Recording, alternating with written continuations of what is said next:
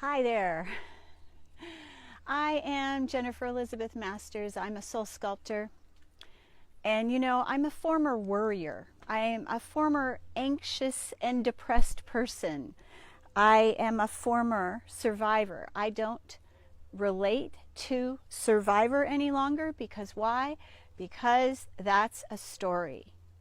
And I'll tell you a little bit about myself. I help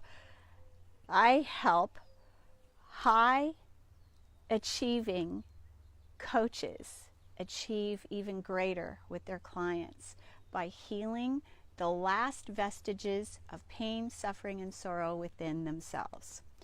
When we step into the highest version of who we are, when we join together, can change the world.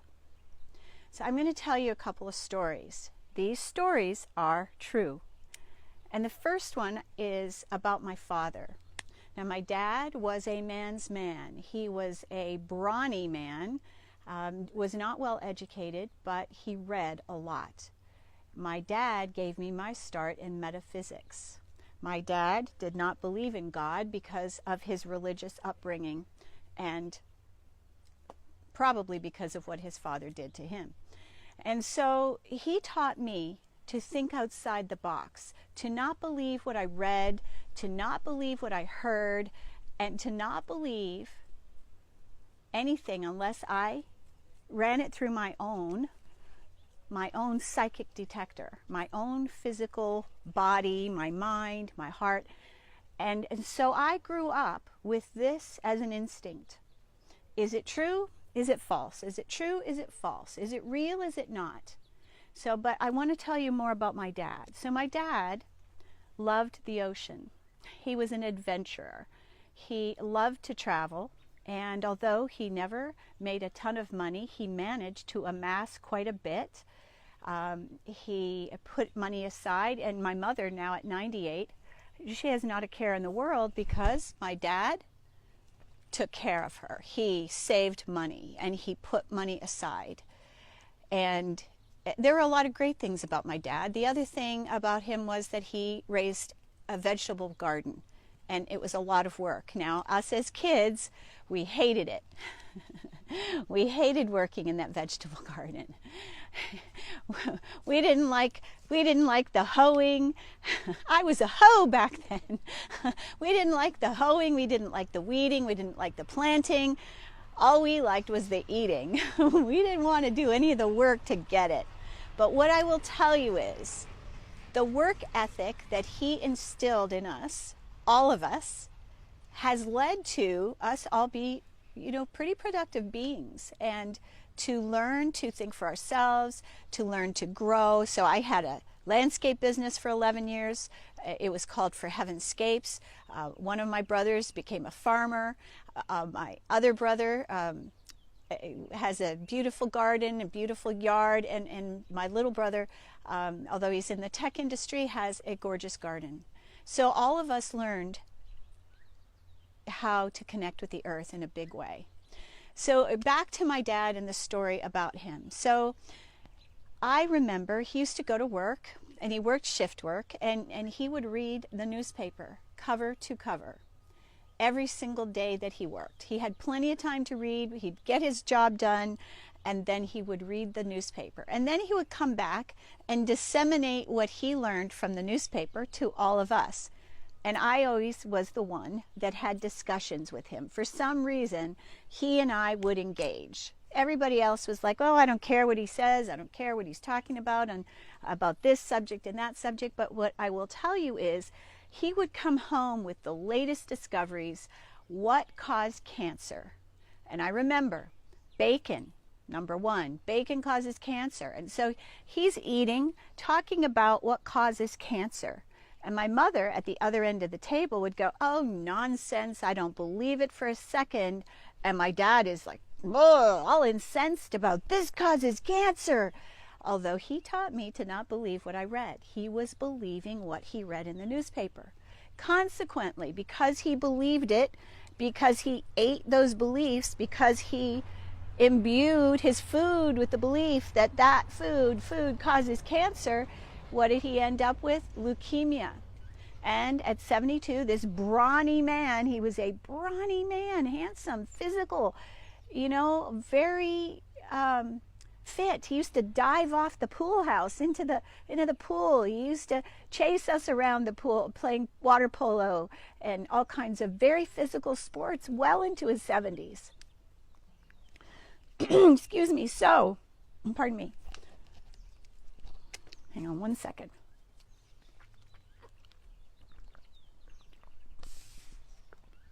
So, my dad, hold on one sec. I am going to move my microphone so that you're not listening to me cough. Pardon me. So, my dad ended up with leukemia, and my mother, because she didn't take it on, she didn't believe it, she sent that thought away. That's not part of my reality. She didn't say those words, but basically, oh, that's nonsense. I don't believe it. I don't believe it. What we believe governs our world. If you believe you're going to die of COVID, you will die of COVID. Do you hear me? We need to monitor our thoughts, and we need to keep clear, calm, and out of fear. And this is what I help people do. I have cleared people of the virus, COVID. I have healed them so that they didn't have to go to the hospital. So this is part of what I do.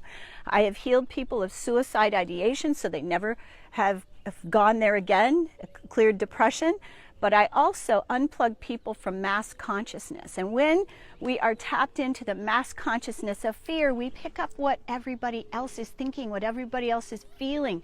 We wake up in the morning fearing, and we are afraid. It doesn't happen to me because I'm not tapped in. I unplugged myself back in 2007, and I do it for my clients. I do it for my spiritual family. And I'm about to offer this Wednesday night. If you're interested, get cleared of the mass consciousness of fear. I'm going to have a Zoom call for those interested. And what else are we going to do? I'm going to help you shift your thinking. I'm going to help you shift your beliefs. I'm going to help you change the world. We're all going to do this together because we all need to be on the same page. We all need to be impassioned about saving our world, making it better than it once was, not going back to what was normal. No, we all need to be way more conscious. We need to be careful about what we eat, careful about what we watch, careful about what we ingest with our eyes, with our ears, with our nose, with our hearts. We all need to take care. We all need to raise our vibrations, and we all need to be recognizing that no one out there is our enemy. You are not my enemy. And this is the thing. We've been separated by fear. Oh my God, she might have the virus. I can't hug her. I can't touch her. We need touch. We need hugs. We need love. We're humans. Do you think maybe that the powers, I don't have the other air quotes, the powers that be, do you think they might know that we need touch and we need community, and separating us makes us more fearful? Do you think maybe that that's part of what the program is right now? So let us do this with love, because we cannot win a war with drugs by fighting. We cannot win a war against cancer by fighting it. We have to change our thoughts. We have to change our beliefs. And we all need to do it together. We need to help each other rather than fight with one another. This is not about Democrat or Republican or communist or Satanist. This is not about anything like that. It is rising above this melee and coming to a place of what do we want to create. So I'm going to tell you another story. I am an expert on the unconscious mind, the subconscious mind. It's part of the work I do. I use psychology in my coaching. I have healed myself of narcissistic abuse from my mother, from being molested by 5 different men. I live in joy. I am not in fear. I I don't hate anybody, and so I am not in my old story any longer. So I am able to help others raise their vibration exponentially very quickly. It's part of what I do. I am here to help this world evolve. And I could have left very easily, could have left back in 2014. I chose to stay.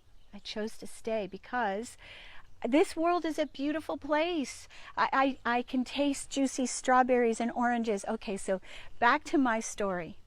So back in my 30s, this is when the stuff that I hadn't dealt with started to really bubble up for me. I was insecure. I was codependent. I had a hugely addictive personality. I've run the gamut of addiction, and so I can say I'm on the other side of it, having overcome all of those addictions. But what happened for me was I recognized that my thoughts were literally killing me. Because I was so negative, because I was in such fear, because I believed that I was inadequate, because I believed I wasn't whole, that was what governed my life, my world. And so I was in terrible fear and anguish, and I had worrisome thoughts. I hated myself. And here's the thing, when we have self-hatred, when we have unresolved guilt, shame, and pain, emotional pain, it eventually surfaces as some sort of health issue to get our attention. It is the way we were designed. It's the way we were designed. We weren't meant to be stuck inside. We were not meant to be locked down. We were not meant to have our wings clipped. We were meant to have adventure, to be out in the world, communing with one another, hugging one another, touching one another. Okay, so back to the story. I discovered that my thoughts, my hatred of me, I thought I was ugly. I thought my nose was too big. I thought I was, I don't know, my thighs were too big, my butt was too big. All of these things. What is she going to think of me? Is she going to like my outfit? Is she going to be jealous of me? These crazy things that consume us. It was a fear-filled cacophony. It was a noise in there. It was a crazy noise in there. And so I changed all that. I started loving myself when I realized that my thoughts were literally killing me because I had fibromyalgia, Epstein-Barr, this autoimmune disease. I had pain throughout my body, inflammation. I was insecure, codependent, addicted, just a mess. I was a mess. And I'm not that way anymore. And the other thing is that I felt like I needed to have a man. And because I had all this victim energy, because I hadn't cleared the root of it, I kept attracting men that would victimize me over and over and over and over again. Why? I could have had a V8. I could have had a V8. I could have been doing all kinds of other things. So I was so afraid to be alone with myself. Well, that changed when I began to love myself. And now, I'm not lonely. I'm never feeling lost or alone. I haven't felt that way since 2012. And so these are the things that I help my clients do.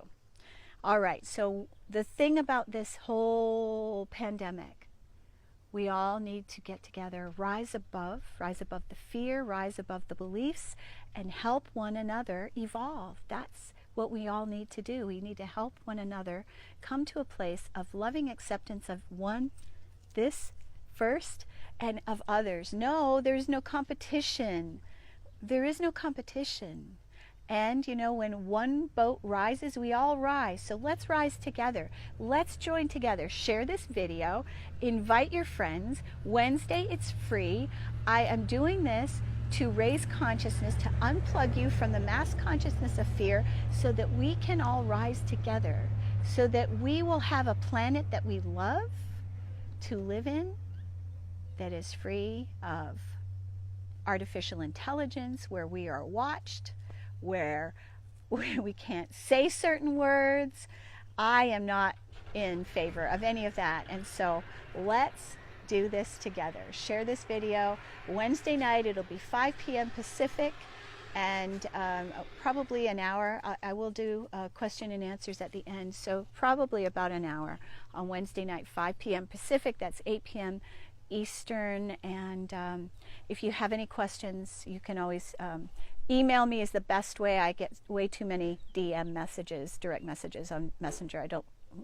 It's not my best way of communicating. So Jennifer Elizabeth Masters at Gmail. My website, if you want to check me out, is JenniferElizabethMasters.com. JenniferElizabethMasters.com. Please do share this video. The whole idea is to rise above the fear, rise above the belief that we're all going to die, and let's do the opposite. Let's all live in joy and love, and join together, hold hands with one another, and let's all rise together. Won't that be amazing? Sending me, I'm sending myself love, I'm sending you love, and a big, big, big hug, a big hug. It has been so long since I've had one. So loving you. I got to go help my landlord open the pool. So I will see you Wednesday, and thanks so much for watching.